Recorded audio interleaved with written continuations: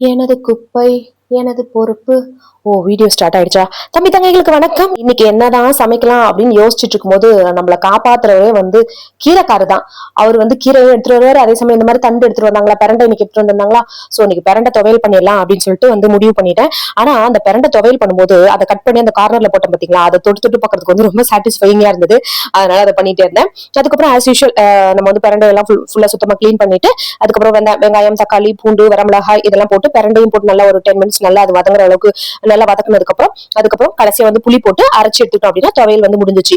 சரி, இதுக்கு side dish பண்ணலாம் அப்படின்னு சொல்லிட்டு காலிஃபிளவர் எடுத்திருந்தேன். கொஞ்சம் லைட்டா தண்ணி எக்ஸ்ட்ரா ஆயிடுச்சு. சரி பரவாயில்ல அப்படின்னு சொல்லிட்டு தண்ணியை மட்டும் எடுத்துட்டு வெறும் மாவா போட்டு எடுத்து வச்சிருக்கேன். மாவு கொஞ்சம் தண்ணி மாதிரி இருந்துச்சு பாத்தீங்களா, அந்த மாவுல எங்க வீட்டுக்காரர் இந்த பொட்டேட்டோ கட் பண்ணி நான் போட்டுக்கிறேன் அப்படின்னு சொல்லிட்டு பஜ்ஜி பண்ணிட்டாரு. எவ்வளவு ஸ்மார்ட் ஒர்க் பாருங்க. எப்பவுமே அப்படிதான் அவர் நான் எல்லாத்தையும் பாதி செஞ்சு முடிச்சிருவேன், கடைசியா ஏதாவது பெஸ்டா பண்ணிட்டு ஓகே நம்மளும் அது உள்ள அந்த ஒர்க் உள்ள நம்மளும் இருக்கும் அப்படின்னு சொல்லிட்டு அவங்களும் இன்க்ளூட் ஆயிடுவாங்க.